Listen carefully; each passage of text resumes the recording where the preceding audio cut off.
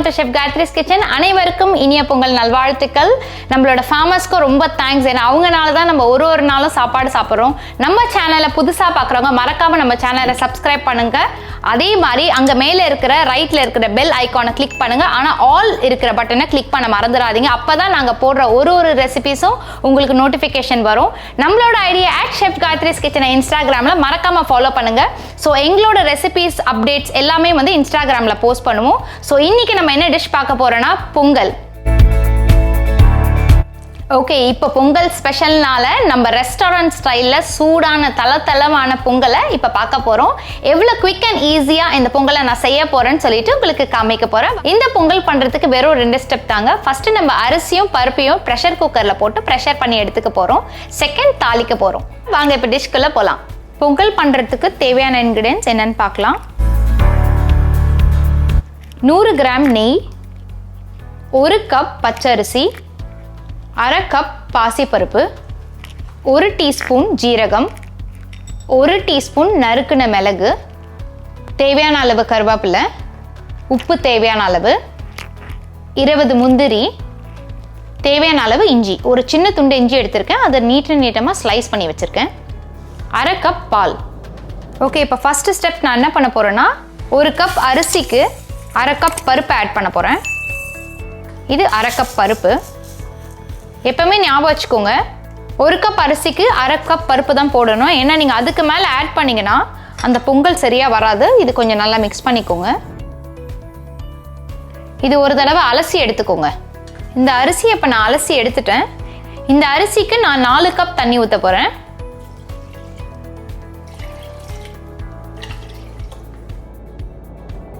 So இதுக்கு நான் 4 cup தண்ணி ஊற்றிருக்கேன். இதை ப்ரெஷர் குக்கரில் போட்டு ஒரு 5 விசில் விட்டு எடுத்துருங்க. இப்போ பாருங்கள், இந்த பொங்கலை நான் 5 விசில் விட்டு எடுத்துட்டேன். ஓகே, இப்போ நம்ம இதை தாளிக்கலாம். இப்போ பேன் நல்லா ஹீட் ஆகிடுச்சு. நான் இதில் ஒரு 100 கிராம் நெய் ஆட் பண்ணிக்கிறேன். உங்களுக்கு நெய் நிறைய வேண்டாம் அப்படின்னு தோணுச்சுன்னா நீங்கள் பாதி நெய்யும் பாதி எண்ணெயை கூட ஆட் பண்ணிக்கலாம். பொங்கலுக்கு நெய் தாங்க மெயின். நீங்கள் எவ்வளோக்கு எவ்வளோ நெய் ஆட் பண்ணுறீங்களோ அந்த பொங்கல் டேஸ்ட்டாக இருக்கும். ஓகே, பேன் ஹீட் ஆகிடுச்சு. இப்போ நான் ஜீரகம் ஆட் பண்ணிக்கிறேன், இஞ்சி ஆட் பண்ணிக்கிறேன், இடிச்சு வச்சிருக்கிற மிளகையும் ஆட் பண்ணிக்கிறேன், கருவேப்பிலை. கவனமா இருங்க, ஏன்னா எண்ணெய் பயங்கரமா தளிக்கும். ஸோ அதனால் குழந்தைங்கள பக்கத்தில் வச்சுக்காதீங்க. முந்திரியும் இதில் ஆட் பண்ணிக்கிறேன். உங்களுக்கு தனியாக கிறிஸ்பியாக முந்திரி வேணும்னா கடைசியாக கூட நீங்கள் மறுபடியும் வறுத்து ஆட் பண்ணிக்கலாம். பட் இது நான் எப்பவுமே பண்ணுற ப்ராசஸ். இதுவும் ரொம்ப நல்லா க்ரன்ச்சியாக தான் இருக்கும், சாகியே ஆகாது. ரொம்ப ஹை ஃப்ளேமில் வைக்காதீங்க, ஓரளவுக்கு நார்மல் மீடியம் ஃப்ளேமில் வச்சுக்கோங்க. இப்போ முந்திரி கோல்டன் ப்ரௌன் ஆன உடனே நான் வேக வச்சிருக்கிற ரைஸ் அண்ட் பருப்பு எடுத்து இதில் ஆட் பண்ணிக்க போகிறேன்.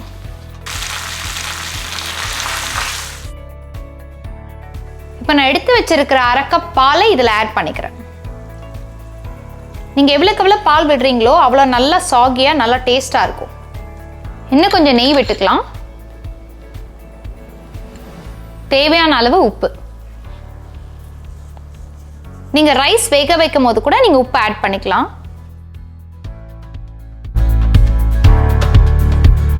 இப்போ இங்கே பாருங்கள், இந்த பொங்கல் பர்ஃபெக்டாக ரெடியாக இருக்குது. நல்லா சுட சுட பொங்கல், செம்ம வாசனைங்க. கண்டிப்பாக நெய் ஆட் பண்ணுங்கள். பொங்கல் அன்னைக்கு இதே மாதிரி ப்ராசஸில் நீங்கள் பொங்கல் பண்ணி பாருங்கள். அதுக்கப்புறம் எப்படி இருக்குன்னு சொல்லிட்டு எனக்கு மறக்காமல் கமெண்ட் பாக்ஸில் கமெண்ட் போடுங்க. ஸோ பொங்கல் ரெடி ஆகிடுச்சு. இப்போ நான் என்ன பண்ண போகிறேன்னா கொஞ்சமாக கொத்தமல்லி எடுத்து இதில் ஆட் பண்ணிக்க போகிறேன்.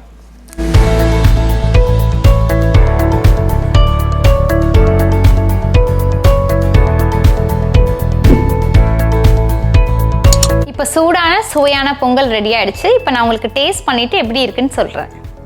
இதில் கொஞ்சம் நெய் விட்டு சாப்பிட ஆரம்பிக்கலாம்.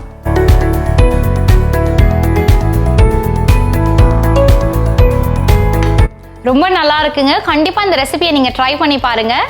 நான் சொன்ன அதே மெஷர்மெண்ட்டில் இந்த வாட்டர் ஆட் பண்ணி இதே பொங்கலில் இந்த பொங்கலுக்கு நீங்கள் ட்ரை பண்ணி பார்த்துட்டு மறக்காமல் என் கமெண்ட் பாக்ஸில் கமெண்ட் போடுங்க.